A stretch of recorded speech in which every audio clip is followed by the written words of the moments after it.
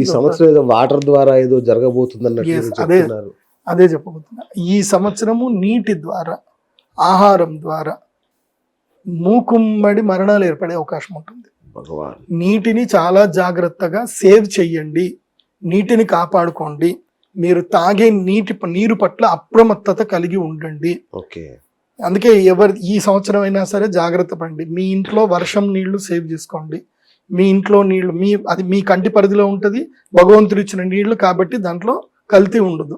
బయట నుంచి వచ్చే నీళ్లలో కల్తీ అవకాశం ఉంటుంది. నేను ప్రభుత్వాలకు ఇప్పుడే చెప్తున్నాను, ముఖ్యంగా హోమ్ మినిస్ట్రీ కూడా చెప్తున్నాను.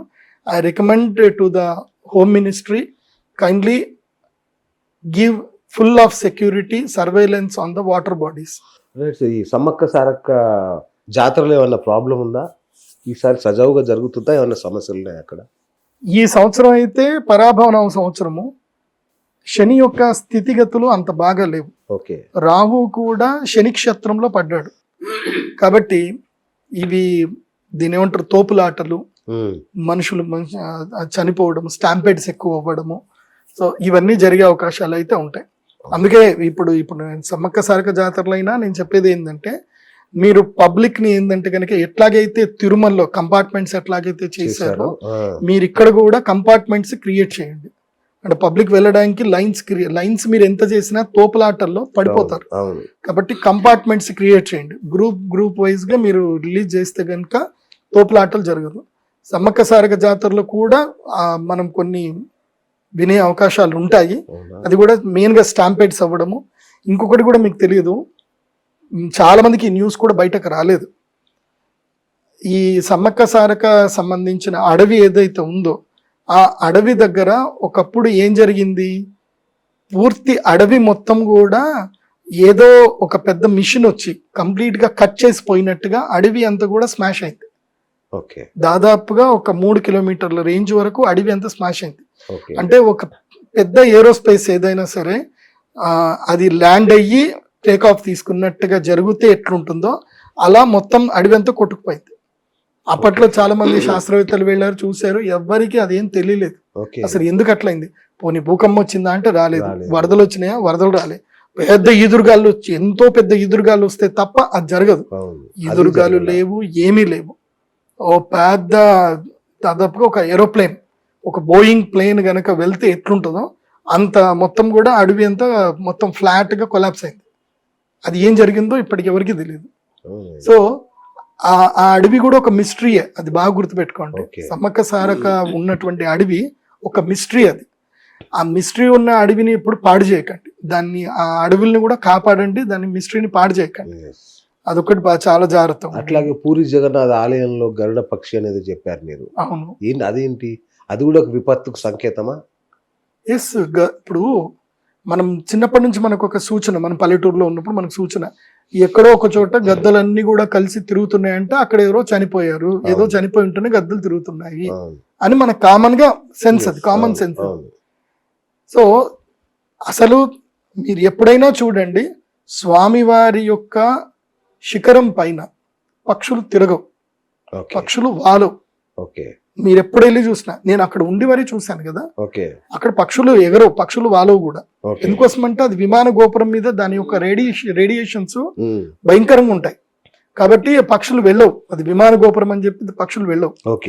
అలాంటి పూరి జగన్నాథ స్వామి దేవస్థానం మీద గరుడ పక్షులు, అది మామూలు వేరే పక్షులు అంటే గరుడ పక్షులు, శ్రీ మహావిష్ణు వాహనమైన గరుడ పక్షులు వచ్చి అక్కడ తిరిగాయి అంటే అది భవిష్యత్తులో వినాశనానికి సూచన.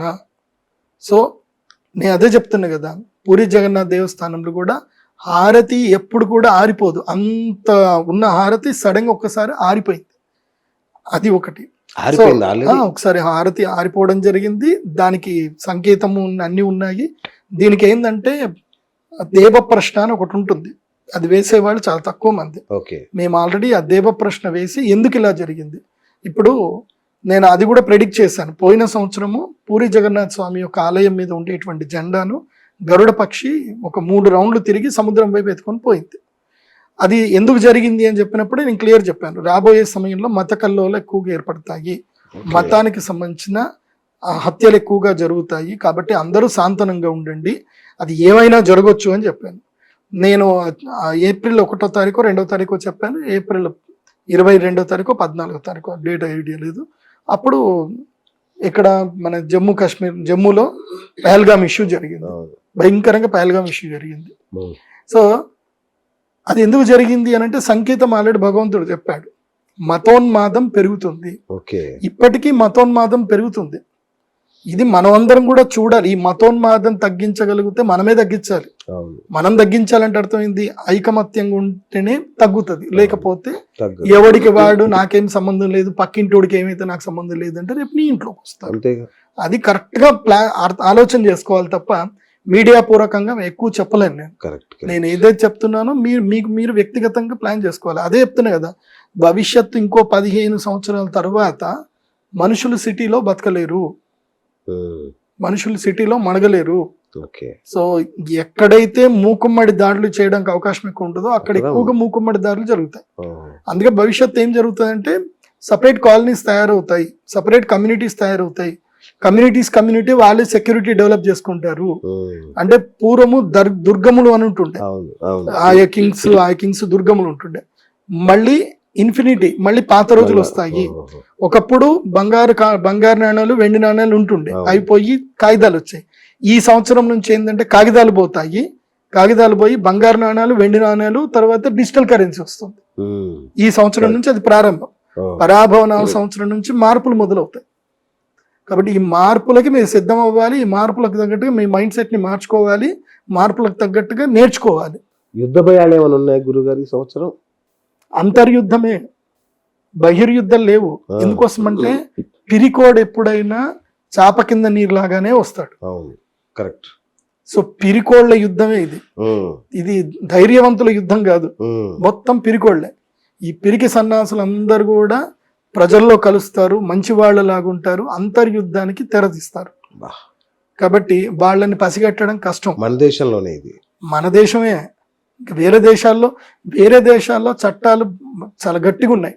మీరు చైనా పోండి, ఎవడు దేశానికి విరుద్ధంగా ఒక్కోడు మాట మాట్లాడినా వాడి పని అయిపోతుంది. ఇజ్రాయెల్ వెళ్ళండి, ఇజ్రాయెల్లో వాళ్ళు ఎంత దేశభక్తితో ఉంటారు. అదే మీరు రష్యా వెళ్ళండి. అందుకే మన భారతదేశస్తుని చైనీస్ కానీ తర్వాత వేరే కంట్రీస్లో ఐఎమ్ ఫ్రమ్ ఇండియా అని అంటే దే వోంట్ రెస్పెక్ట్. ఎందుకంటే మీ దేశం మీద మీకు భక్తి లేదయ్యా, మీ దేశం మీద గౌరవం లేదు. మీ దేశంలో ఉంటూ మీ దేశంలో అన్నం తింటూ మీ దేశానికే ద్రోహం చేస్తారు. వేరే దేశం వాడికి జిందాబాద్ అంటారు. మీ దిక్కుమాలిన దేశం. మీ దేశం లోపలికి బ్రిటిషర్స్ వచ్చారు, మా దేశంలోకి వచ్చారు అని గట్టిగా అడుగుతాడు. చైనా వాడు అదే గట్టిగా అడుగుతాడు. ఏం సమాధానం చెప్తారు? చెప్పలేరు. కరెక్ట్. బ్రిటిష్ చైనాలో దూరలే, అంతేగా జపాన్ లో దూరలే. ఎందుకు ప్రపంచం అంతా వెళ్ళాడు కానీ అక్కడికి వెళ్ళా. అమెరికా కూడా కొట్టాడు కానీ వాడు చైనా వెళ్ళలేకపోయాడు. అందుకే మన భారతదేశంలో ఇప్పటికైనా అందరూ కూడా మెలకువ అవ్వాలి. ఆర్థిక స్థితిగతుల మీద అందరూ పట్టు సాధించాలి. మనం ఎవరికి డబ్బులు ఇస్తున్నాం అనే దాని మీద కూడా మన ఆలోచన కరెక్ట్గా ఉండాలి. మనం అపాత్ర దానం అర్థం ఏంటంటే వాళ్ళకి డబ్బులు ఇస్తే మనని చంపడానికి మనమే వాళ్ళకి ఫండింగ్ చేస్తున్నట్లు లెక్క. సో వాళ్ళకి డబ్బులు ఇవ్వకండి, ఆ పిరికి పందలకు మీరు డబ్బులు ఇవ్వకండి. ఆ పిరికి పందలు చేసే పని అదే ఉంటుంది. మనం ఇచ్చే డబ్బులతోటే మన ఇంట్లో బాంబులు పెడతారు. కాబట్టి పిరికి పందలకు డబ్బులు ఇవ్వకండి అని చెప్తాను.